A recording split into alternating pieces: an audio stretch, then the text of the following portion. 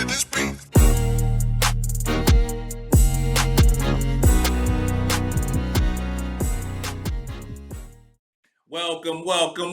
Welcome to another episode of Gamecocks Talk with Captain Will. I am your boy, Captain Will. Make sure you like, make sure you share, make sure you subscribe to Gamecocks Talk with Captain Will so I continue to bring you that gospel of Gamecocks every single day. You are now rocking with the best. And since you're rocking with the best, come rock with your boy, Captain Will.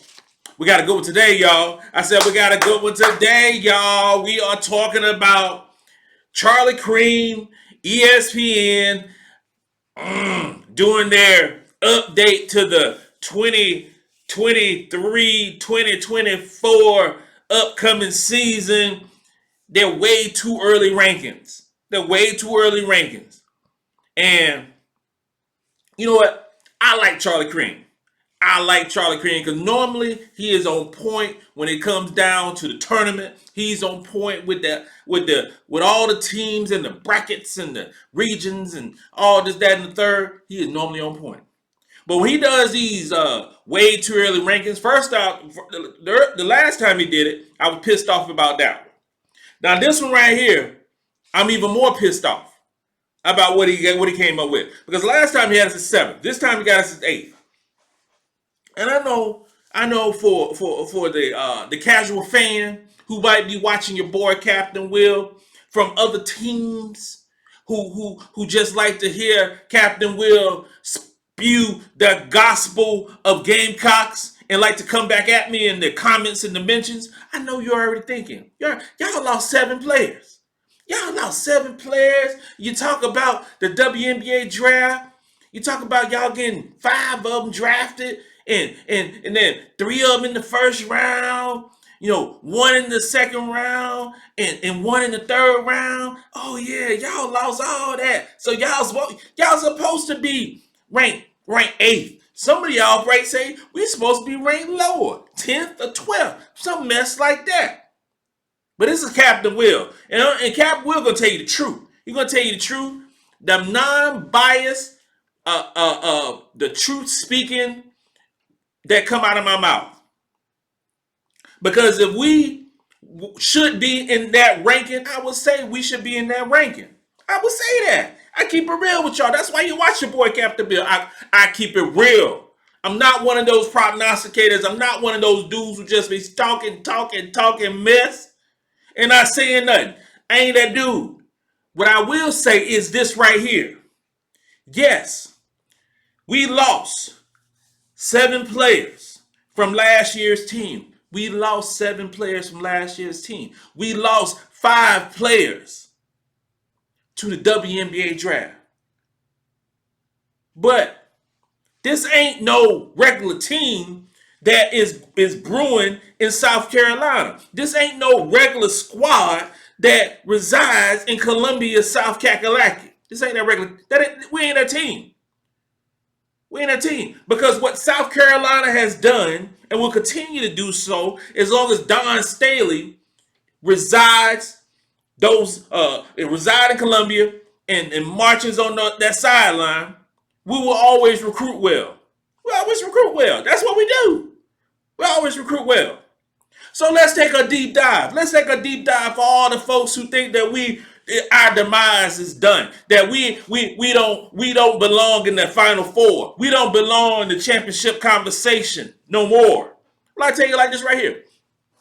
Let's start with Aliyah Boston. Aliyah Boston, number 1 pick in the WNBA draft, got all the awards in college basketball, a epitome of leadership and dominance. Her 4 years in college.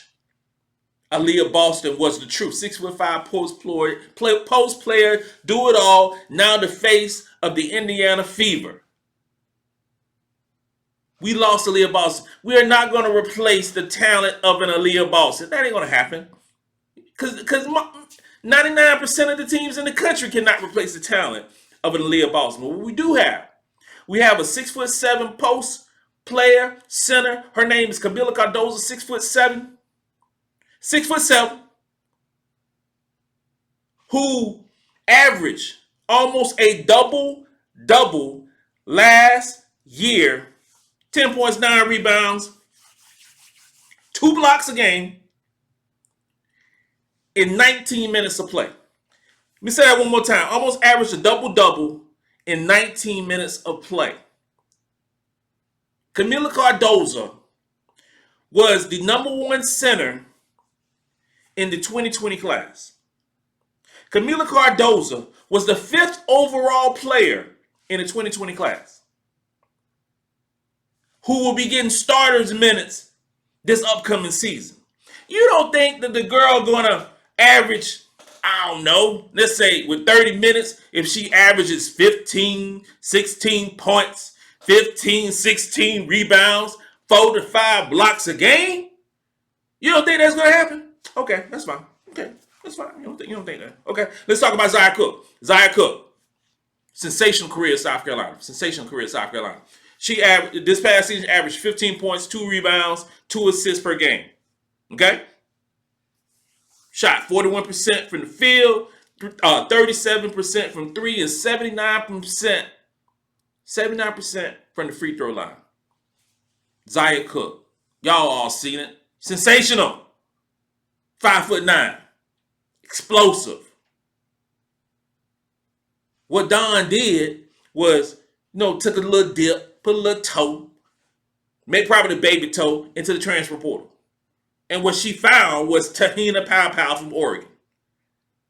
2-time first team all Pac-12. 2-time. Also 5'9". Tahina was the 11th ranked player in the 2020 class. McDonald's All-American, Gatorade Player of the Year in California. She averaged 2 points less than Zia Cooke did this past season. 2 points less.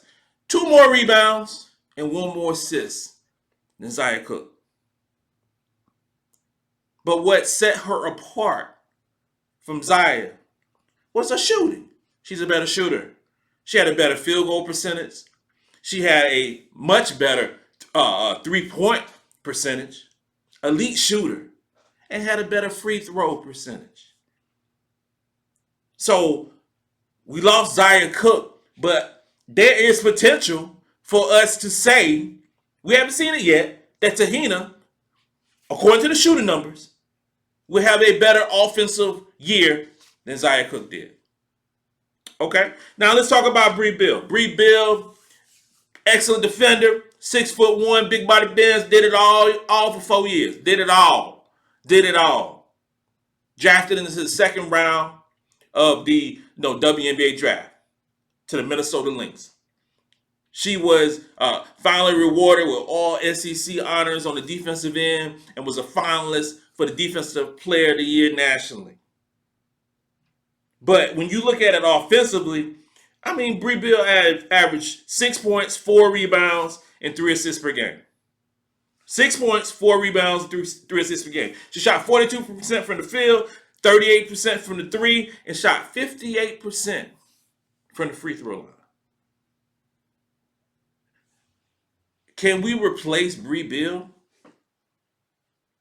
Enter Bree Hall. Another Bree.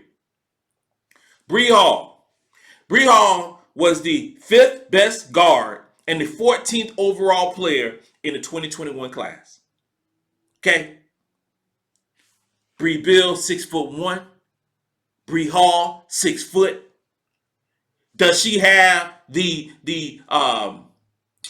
defensive talent that Brea Beal has? No, she doesn't.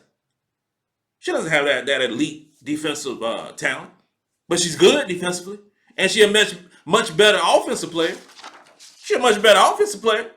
She averaged 5 points and 2 rebounds in 14 minutes of play. So you give Breezy Hall 30 minutes, 28, 30 minutes a game. You could easily see her averaging 10 to 11 points, 4 or 5 rebounds. She's a better free throw shooter.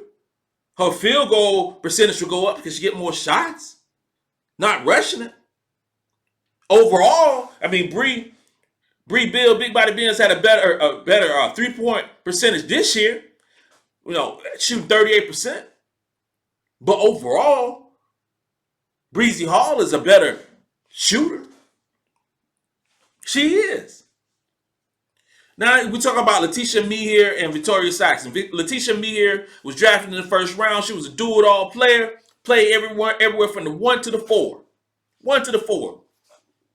Whatever Don Staley needed, that's what she did. Versatile player. But when you look at the stats, Laeticia, she averaged 7 points, 3 rebounds, and 1 assist. In 16 minutes of play. 16 minutes a game. Victaria Saxton, drafted in the 3rd round, 6'2". She averaged 16 minutes a game, had 5 points and 3 rebounds. You don't think Sanaya Fagan, who was the number 4 overall player in the 2021 class, can get those numbers? You don't think so? You don't think she can get those numbers? You don't think that Ashlyn Watkins, who was the 12th overall player in the 2022 class, can get those numbers? You don't think so? You don't think that Chloe Kitts, 6'2" forward, versatile player, who was the 17th ranked player in the 2023 class, but decided to come early, decided to show up at Colonial Life Arena, decided to show up at USC in December and jumped on board when she could have been going to a prom, this past month, when she could have been doing a high school graduation next month, but she chose to be a Gamecock and arrived early. Why do you think she showed up early? Because she knows that there's going to be a need for her and her versatility this upcoming season. You don't think that she can get those numbers? The combination of those 3 players can get those numbers or surpass those numbers that the Laeticia Amihere and Victaria Saxton got? Come on, man. Come on. This squad, why do you think you have so many teams? You have so many teams entering the transfer portal, players into the transfer portal. You got so many teams grabbing them up. You got players that, I'm gonna change the trajectory of my team. I'm gonna get 4 or 5 different players from the portal, and I'm gonna be this. I'm gonna be that because I'm gonna use it at the free agency, much like football has done, much like how the NBA and to some degree the WNBA does. I'm gonna turn over my roster completely. No. South Carolina doesn't do that. South Carolina finds a need and then finds that player to replace that need. So it's not a need anymore. We've needed shooting for the last 2 years. Consistent shooting. This past year, it was evident. So what happens? We get one of the best 3-point shooters in the country. Her name is Tahina Pow. Remember the name.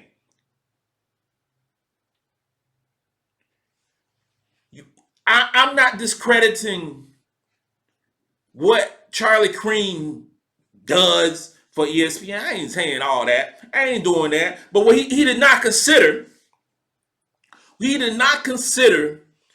talent that South Carolina has on the bench. You're not considering it. Just because you don't know their names, just because you don't do a deep dive to figure out what's on the bench, and because we have multiple players leaving, you don't look and like, oh, damn. Oh, she can play. She ain't getting the playing time. But on any other team, she'd be averaging 20, 25 minutes. But because of South Carolina, it's different. You didn't take that in consideration. That wasn't taken in consideration.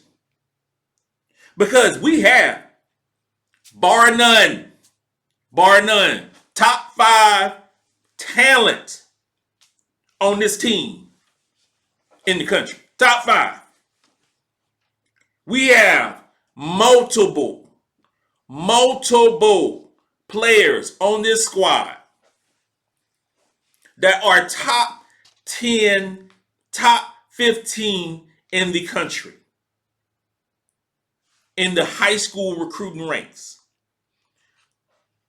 Talent on South Carolina squad is unmatched if you peel back the onion. If we get Anissa Morrow from DePaul, who's coming in for a visit this upcoming weekend, we all saw the stuff on LSU. We all saw the TikTok. We all saw the dancing. We all saw all that stuff. We all saw that. But what you ain't gonna see, or what you will see this upcoming weekend, is Dawn Staley putting on a full court press for her services. Full court press. You will see some dancing. You will see the in the jersey. You will see all that cool stuff that you saw at LSU. Captain Will's opinion is the reason why her last official visit is in Columbia. This is just me thinking, right? If she was all in on LSU, the South Carolina visit would be canceled. Why go on another visit?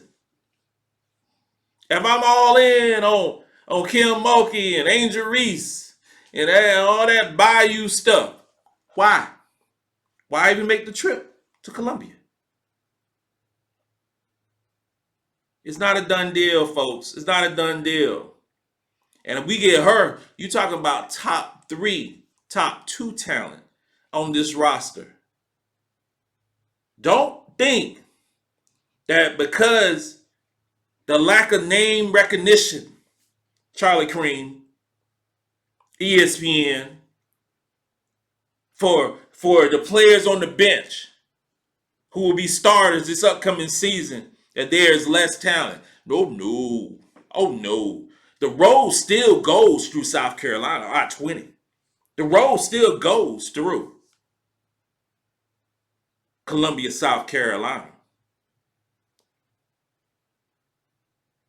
And for Gamecock fans who's been watching the transfer portal, such and such went here, Haley went here, Lauren Best went here, Lauren Ware. Gamecock fans are looking back, sitting back on our rocking chair, got some old sweet tea, got some old pig feet, chilling, laughing, because y'all think it's over. It ain't over. Y'all must have forgot. This is South Carolina. All roads will lead through South Carolina for henceforth and evermore. This concludes another episode of Gamecocks Talk with Captain Will. I'm your boy, Captain Will. Keep rocking with your boy. Keep supporting me, because you're now rocking with the best. Since you're rocking with the best, come rock with your boy, Captain Will. Let's go.